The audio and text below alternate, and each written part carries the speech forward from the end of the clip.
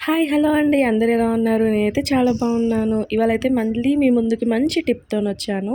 ఈ టిప్ మీకు ఆల్రెడీ ముందే తెలిసుంటే కామెంట్ సెక్షన్‌లో కామెంట్ చేయండి. ఇదే ఫస్ట్ టైమ్ చూడడం అయితే కంపల్సరీ ట్రై చేసి మీకు సక్సెస్ అయిందో లేదో కూడా కామెంట్ సెక్షన్‌లో కామెంట్ చేయండి. నాకైతే వర్కౌట్ అయ్యింది. మనము దేవుని దగ్గర యూజ్ చేసే రాగి వస్తువులైనా, ఇంట్లో యూజ్ చేసే రాగి వస్తువులైనా సరే ఎలా క్లీన్‌గా, నీట్‌గా, వైట్‌గా చేసుకోవాలో ఈ వీడియోలో అయితే చెప్పబోతున్నాను. కంపల్సరీగా పూర్తిగా చూడండి వీడియో.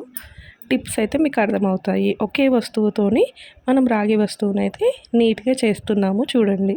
నేను ఇక్కడైతే దేవుని దగ్గర యూజ్ చేసే రాగి చెంబుని తీసుకున్నాను. అది నీటిలో ఒకసారి కడుక్కొని పక్కకు పెట్టుకున్నాను. తర్వాత మనము బేకరీకి వెళ్ళినప్పుడు పిజ్జా అవి ఇవి తిన్నప్పుడు ఇచ్చే టమాటో కెచప్స్‌ని వేస్ట్‌గా పడేయకుండా ఇంటికి తీసుకొచ్చుకోండి. అవి ఎలా యూజ్ అవుతాయో ఇప్పుడు చూడండి.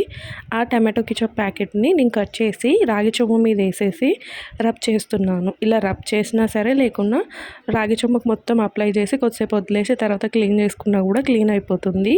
నేనైతే ఇక్కడ మంచిగా హ్యాండ్‌తోనే రబ్ చేస్తున్నా చూడండి. రబ్ చేసిన ప్లేసెస్ మొత్తం నీట్‌గా వైట్ అవుతుంది.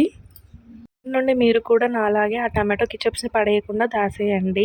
మన దేవుడి దగ్గర యూజ్ చేసే రాగి వస్తువుల ప్రతి ఒక్క వస్తువుకి కూడా మనం ఇలా అప్లై చేసేసి వస్తువులనైతే నీట్ చేసుకోవచ్చు. చూడండి నేను రుద్దని ప్లేస్‌లో ఎంత డిఫరెన్స్ ఉందో. చూడండి ఎంత బాగా వైట్ అవుతుందో tomato కెచప్‌తోని.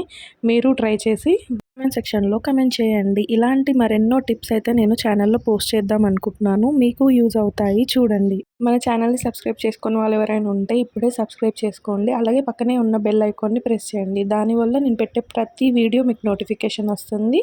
Thank you for watching.